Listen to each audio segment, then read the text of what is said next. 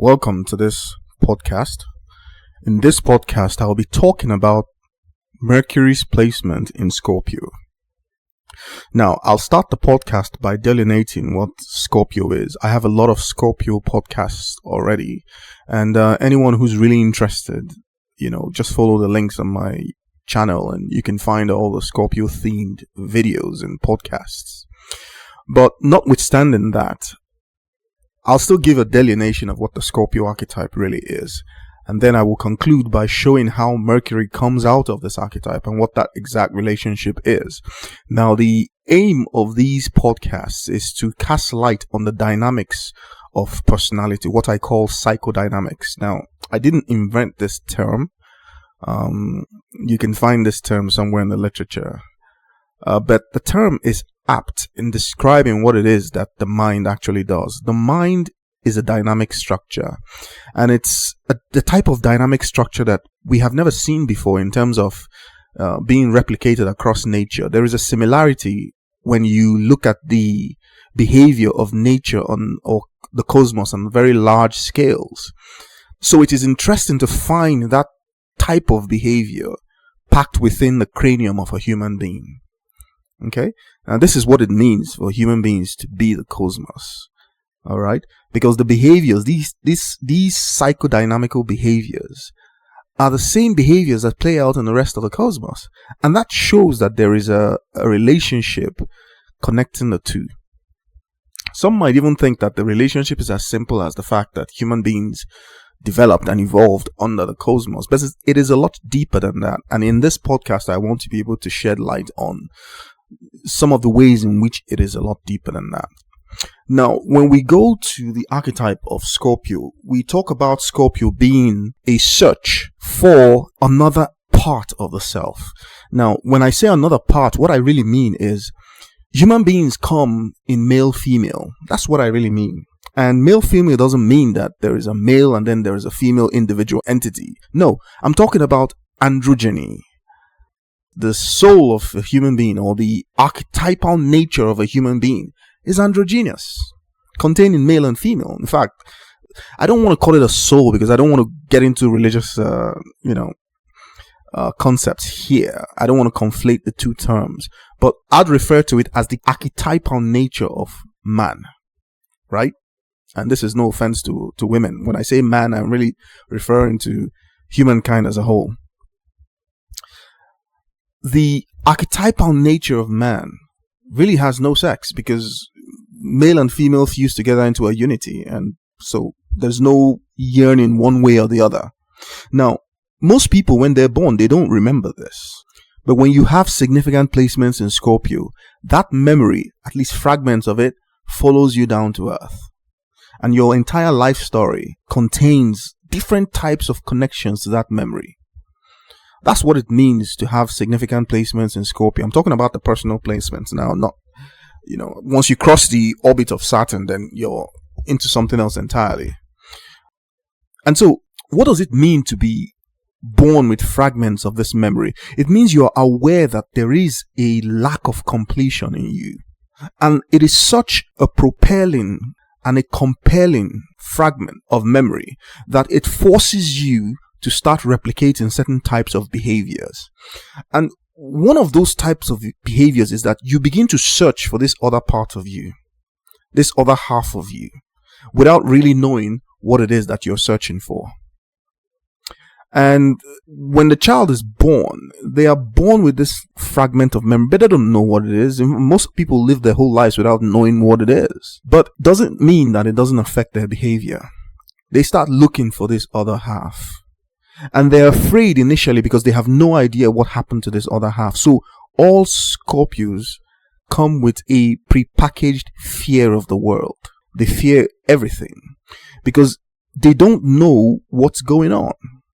Yet they can feel, very accurately, they can feel that something is missing, something is wrong. And this forces the Scorpio to start enacting extreme defensive behaviors.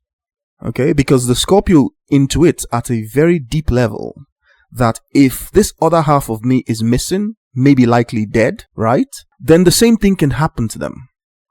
So they go into extremely defensive mode. And so all Scorpios are, all significant placements in Scorpio are afraid of death.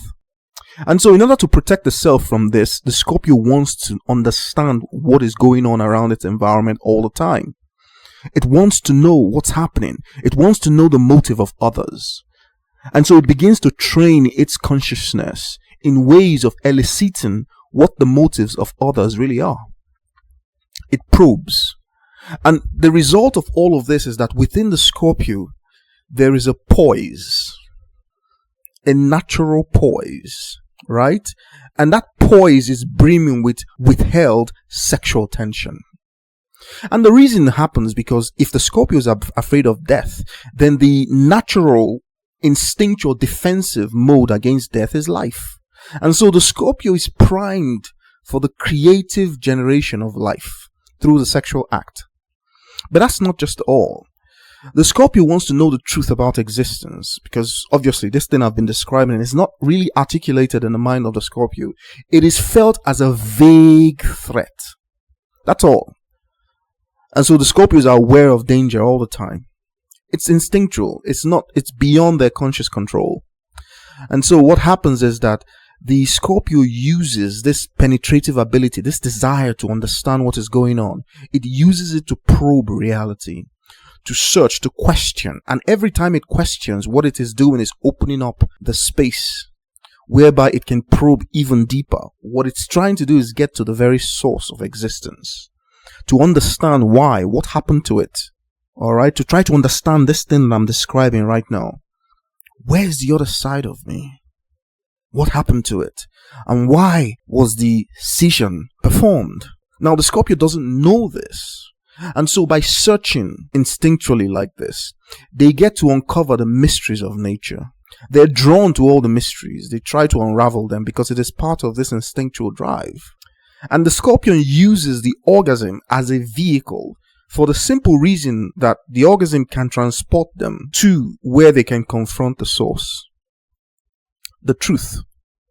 Because for a moment, the ego that is forced into extreme defensive modes by this fear of death, for a brief moment is able to let go and experience what it means to be absolutely nothing. And that happens at the deepest point of the orgasm. And so Scorpios are associated with sex. It's not the sexual act itself. It's not the energy of sex. That's a very Martian, Aryan thing. It's the fact that the Scorpio can experience true depth of connection with the orgasm. And so Scorpios prioritize those individuals that are able to connect with them and transport them to this level. That person becomes very significant and powerful in the Scorpio's life because they are a vehicle through which the Scorpio is able to access this unknown reality that sits at the bottom of everything. And the more frequently the Scorpio can access this, the more that they can retrieve information that allows them to begin to put the pieces of this puzzle together. The putting of the puzzle together is what I call the post-orgasmic experience, because Scorpio in itself is the orgasmic experience, and that post-orgasmic experience is Sagittarius. Yeah, that's really what it is. Okay, so in a nutshell, this is the Scorpio archetype. This is the psychodynamics that is involved in the Scorpio archetype, and it's for a reason, because Scorpio is where the individual confronts the notion of unity. It is meant to be a reconciliatory process where the individual, having been cleaved from their natural state of unity, reconciles itself back to unity. This is very important. This is what the Scorpio is here to do. Having done this successfully and continuously, the Scorpio can now begin to build power. Because that's really what it is. Power is the antidote to the Scorpio's fear.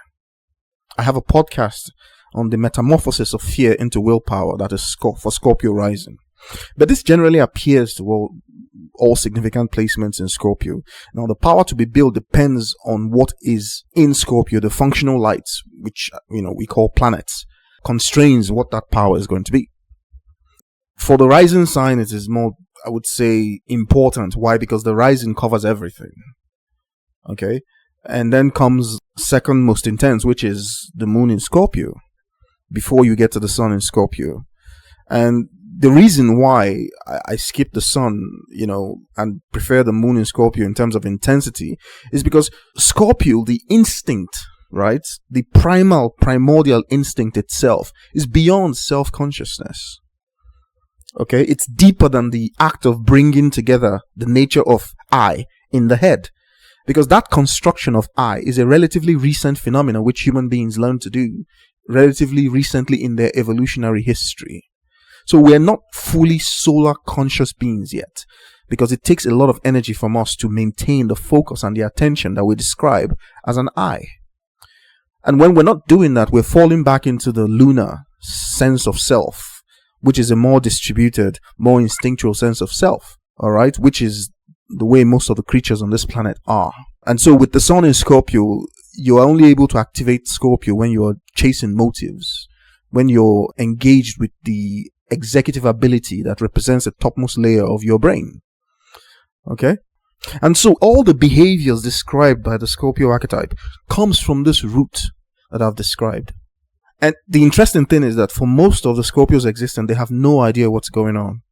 They don't know what this root is. The whole life is spent trying to uncover or to discover what the actual trigger for this psychodynamic behavior really is. Well, here you've just heard it.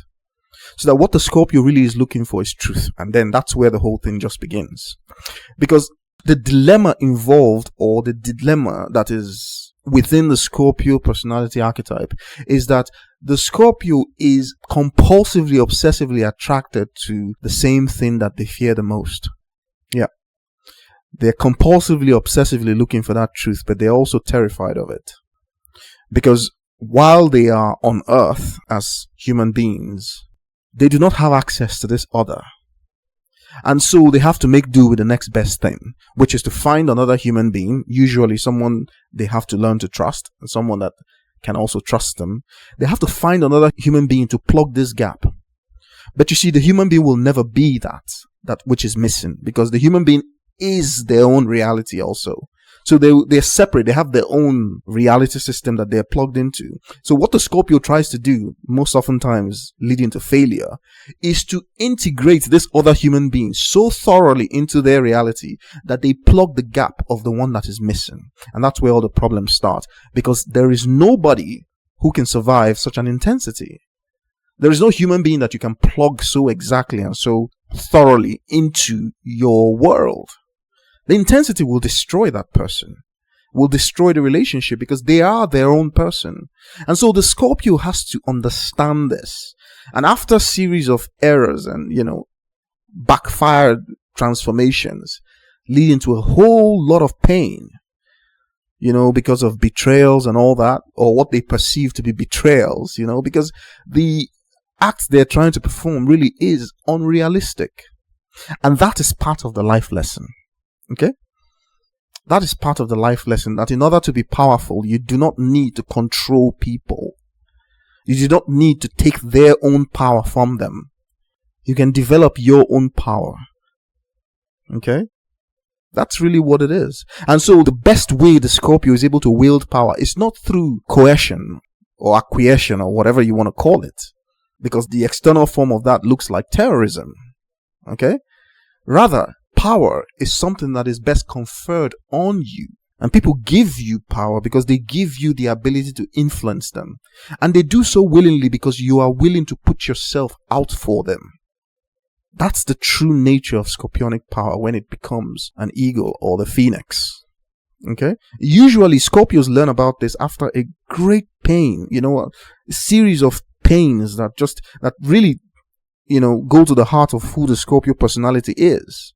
And it affects them tremendously. It literally changes their reality and changes who they are. Now, that's the Scorpio archetype. In a nutshell, it's a search for true love. And the reality system is designed in such a way that will never really be achieved.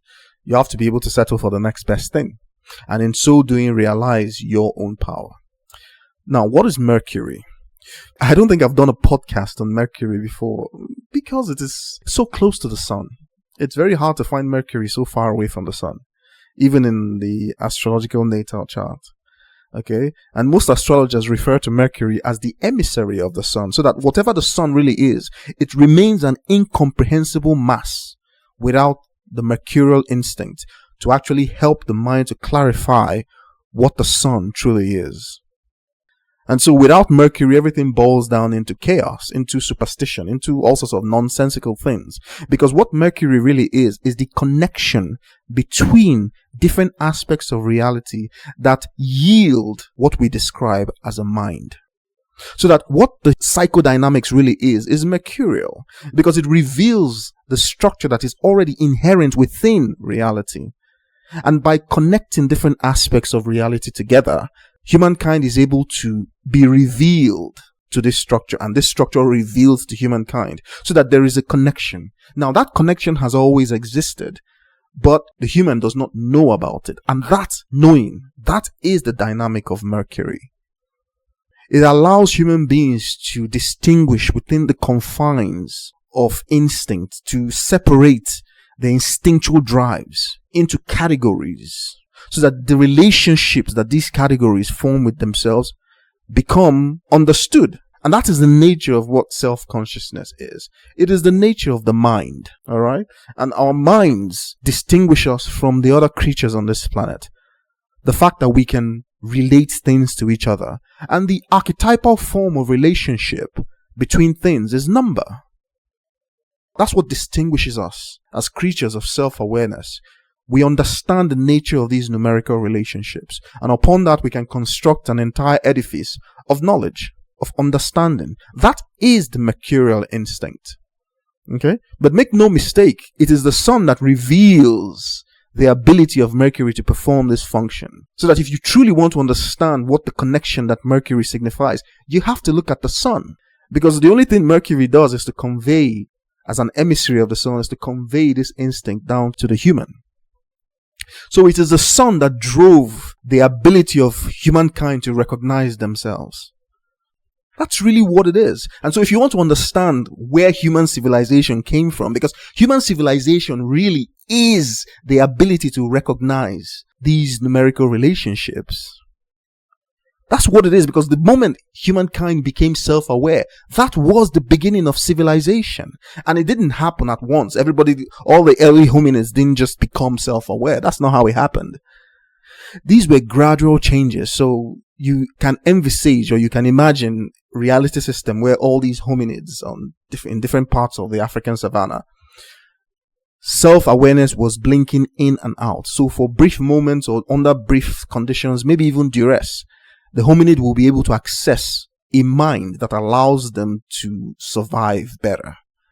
And then once that threatening or whatever condition is gone, the hominid slips back into the lunar mental state, which is the state of the animal, the instinctual drives of the animal. Okay? And so this tells us that whatever mind is, it was sculpted by the environment. The environment is driven by the energy of the sun. That's really what it is. So that it is no coincidence that human civilization started in Africa. It's not a mythical whatever. It's right there in the astrological text. It's just that most people don't see it. Okay? Because there is a significant nature to the connection, which is mercurial. And what is that connection? It's blackness. It's the 6. Okay? So when Mercury finds itself in Scorpio, it illuminates the entire psychodynamics of Scorpio, so that the Scorpio personality, or wherever you have this Mercury in Scorpio, you are aware of most of the movements that are occurring within you, and you can feel them all. You are aware of your fears. You understand them, at least to some extent, because you can see the connections, and you understand how these fears can be transformed into more lofty aspirations because you can feel them. And so with the Mercury in Scorpio, Mercury has this unique position of being able to do what? To range from the deepest hell to the highest aspirations of heaven. All contained within the individual. That now becomes the nature of their mind. They can roam these extremes of Scorpio, connecting them all, being aware of them all. And so the individual with Mercury in Scorpio is constantly using this mind of theirs to assess the world. And they are noting all those aspects of reality that have the scorpionic theme within them. And what are those? Everything that has to do with power, money, sex. Because that is the Scorpio. That is literally the things that can influence the Scorpio. Because remember, the Scorpio is afraid of death, and it feels that you can kill it if you can have control of it. You have to box it into something and then crush it or something like that. So it is constantly aware of these threats. And so it is constantly aware of those who have power over these threats. And so it monitors those people. When it goes into a space, what it does is to identify the sources of these potential threats, and it identifies them as individuals, people who control money, power, and sex. That's what its mind naturally attunes to, and it does this because that is the nature of its survival instinct. That's really what it is. The Mercury in Scorpio uses this instinct to navigate the world. They constantly put themselves at wits with things, events, individuals. They're drawn to the excitement of combating these people with their minds. They know that they have what it takes to combat whoever it is. Okay?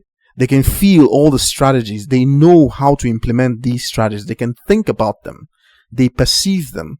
And then they can quietly remain in the background, strategizing, understanding, calculating, cataloging, and making a mental map of the power structure within any environment, and then creating strategies to defend the self, that is to keep the self secure, while going after what they want. So within the Mercury in Scorpio, you have an extremely calculating mind, a mind that is almost unsurpassed in its level of clarity when it comes to the nature of strategy and subterfuge. A mind that is capable of ferreting out all the sexual strategies, because the mind is overwhelmed with sex, erotica. Only the moon in Scorpio is more erotic and instinctual than the Mercury in Scorpio. And that's because Mercury, being a function of mind, can be relatively somewhat controlled in its intensity. The moon is instinctual, so it's not something you can easily suppress. Suppressing it just builds up inside you. And so the Mercury in Scorpio is drawn to images of erotica. At every point in time, they're thinking about sex. And it's not in the background like you'd have in the moon in Scorpio. No, it's an active thought, so that when they actually examine human beings, they derobe them literally in their minds. They literally take off the clothes as part of that Mercury in Scorpio drive. Yeah, that's how the mind works. So I can assure you that they have imagined everybody naked, even the ones they don't want to imagine. Yeah. Okay? They're also very good with secrets. You will never hear theirs, though, but somehow they can coax you into revealing all of yours.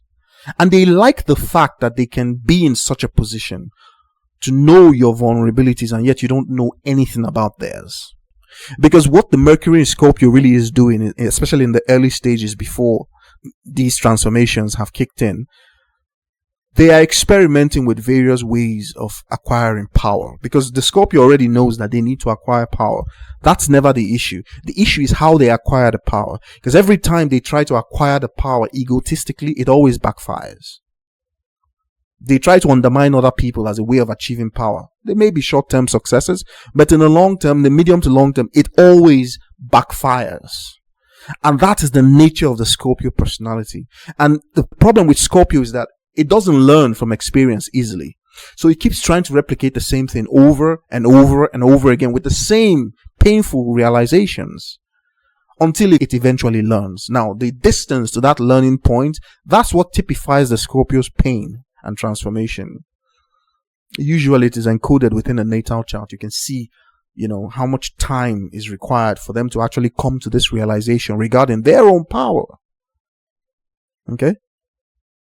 I'll do a podcast on Mars and Scorpio because, that's something else entirely. That is on a different level of whatever. But the Mercury in Scorpio really is highly suspicious of anything and everyone. Remember, we have to keep in mind the root of all of this, that the Scorpio is searching for a type of truth that, it wants to find it, but it's also afraid of it. So it's a paradox of some kind to be torn between these two extremes. And the place where this paradox sits is in the mind. And so the Mercury in Scorpio is aware of this paradox within themselves. So they need someone they can trust so that they can experience true love and that connection. But they also do not trust anybody. And so this dichotomy sits within the Mercury in Scorpio personality, so that the Mercury in Scorpio personality is capable of going to hell and simultaneously capable of going to heaven, so that they can fight for the worst causes, the very worst impulses in human beings, right? And they can also champion the most elevated causes in human nature. They can act so selflessly, kind of like offering up themselves as some type of sacrifice for the benefit of others, while simultaneously they can act so treacherously. They can act from a place of extreme self-centeredness. Okay?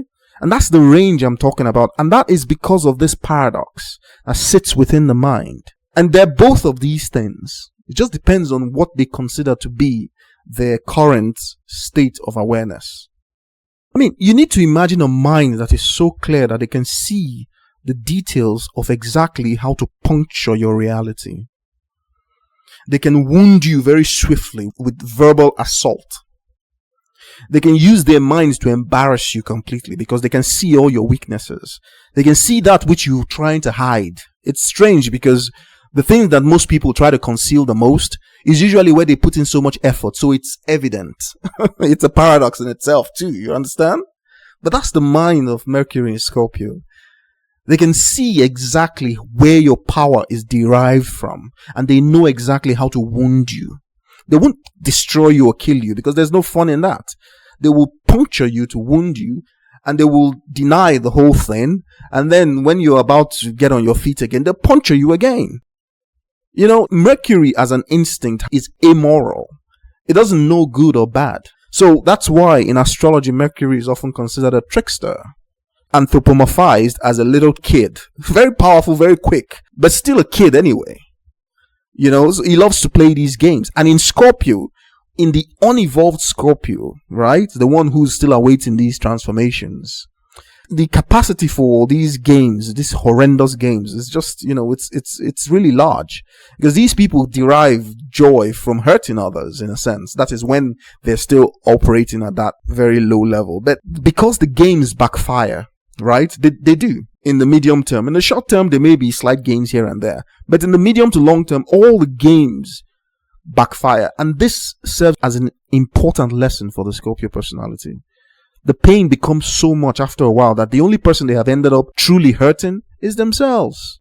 And that's where the wisdom begins to come into the personality, where they now realize that they cannot simply continue to live like this, doing the same thing over and over again, because eventually they get to trust people, you know, despite themselves. They get to fall in love, and then they get destroyed in this process, such that people now hold power over them, despite the fact that it is what they do. That's the way nature corrects for all of this. Okay? They make excellent investigators. They can discover all types of fraud. Listen, this is not the type of person that you want to lie to, because they're walking around with a scanner, scans all of human nature, and there's no amount of evil that's out there in the world that they haven't scanned within themselves. They have found all the drives within themselves. Okay, so they can recognize it out there in the world and out there in people. They can see all the foibles of human nature, and it scares them because within them lies these foibles also, access to these foibles. They know.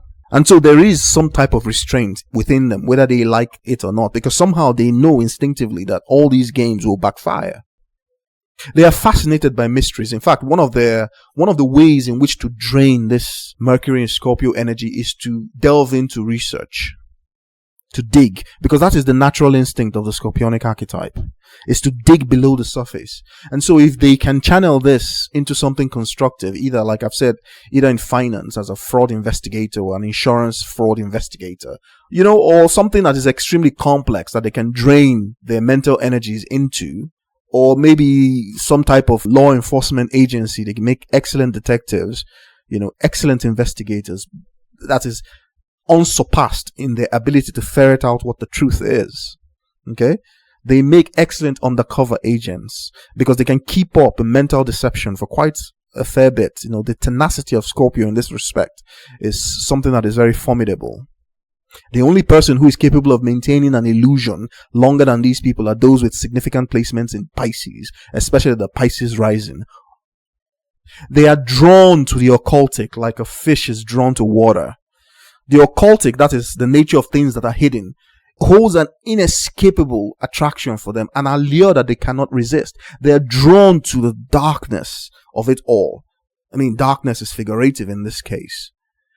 They're drawn towards uncovering secrets. It's just, they cannot help it. But if they have a constructive outlet for that, then you can see that these are the people that are ready to make tremendous discoveries in a wide range of applications. Okay, the potential to be able to ferret out the truth about what is really going on in nature is tremendous, because this is the instinct.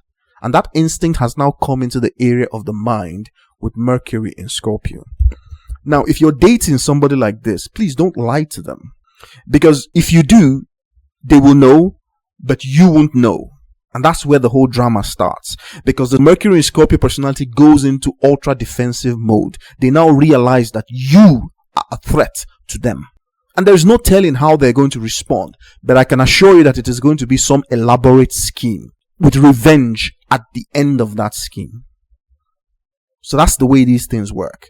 But if somehow they can trust you and you can trust them and you guys are enjoying a relationship, then these are people that are very resourceful mentally. Very, very resourceful mentally.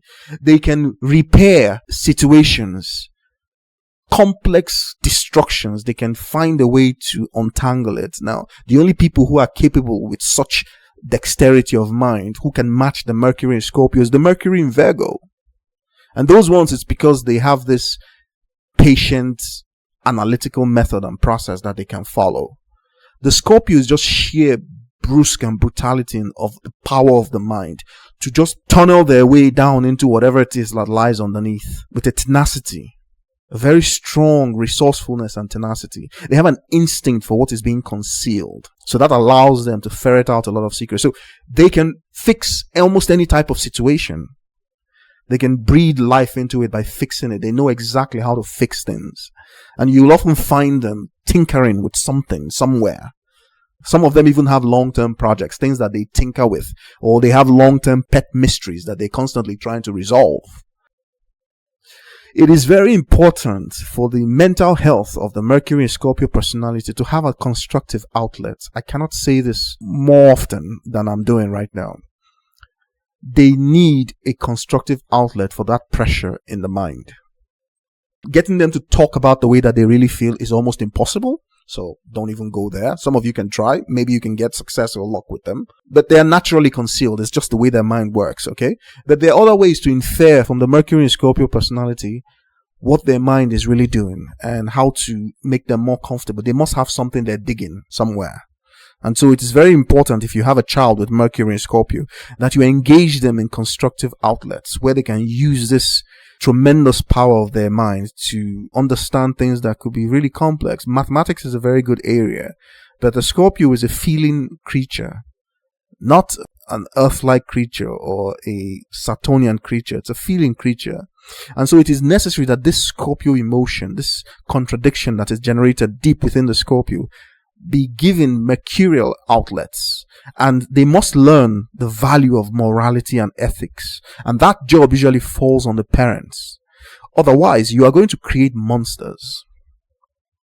That's really what these are. People with no scruples at all. The penchant for erotica, for sadism, pornography. Oh my goodness, this is like they consume huge quantities of pornography. It stimulates the mind, it stimulates them, drives them to fiendish levels of erotica. So, if you're in a healthy relationship with such a person, don't forget to talk dirty to them in bed. They love it. Make them feel like they're the most erotic person that you know, and watch what happens. You know, the approach on the particular type of erotica, you have to decide that based on the context. But these are people who swim in that type of thing, you know, constantly. Like I said, there are no good or bad placements. They are just placements that help to complete and individual. And natal chart synthesis, which I offer, is the way to understand what this completion really is. So when you have Mercury in Scorpio, it is because your life story needs Mercury in Scorpio. It couldn't have been any other way. So it's up to you to decide the trajectories. Your natal chart displays all the trajectories open in the possibility space. At the end of each possibility trajectory is an outcome. So depending on which one that you choose, you end up in a different outcome or a different attractor. The choice is yours. But all of the choices, all of the outcomes, and all of the trajectories, they're all contained within one possibility space that is closed, and that is the nature of your reality. And when you're dating someone with Mercury in Scorpio, you have to understand the type of, well, if you're listening to this podcast, then you understand the type of mind that they have. Apart from the moon in Scorpio, there is no other position that is more prone to jealousy than the Mercury in Scorpio. The levels of jealousy can reach astronomical levels. And the interesting thing is that you wouldn't know. They'd conceal it, because remember, the natural instinct of the Scorpio is to conceal what they feel. Okay? So it's Mercury, so it can be controlled, it can be trained. Unlike the moon in Scorpio, which basically just remains there. They just choose to suppress it and ignore it. Okay? So it is important that your partner gets to trust you. And trust is a hard-won thing. The problem with trust with the Scorpio is that once it's broken, and you never know what can really set it off. They have many things that can hurt them in their mind. That's how they reason. They are absolutists. So things that you may overlook or you may not think have any relevance at all impacts on them tremendously, and they conceal it. But it doesn't mean that it's out of them. It triggers a defensive strategy with revenge somewhere in the theme of that strategy. Okay? That's the natural instinct.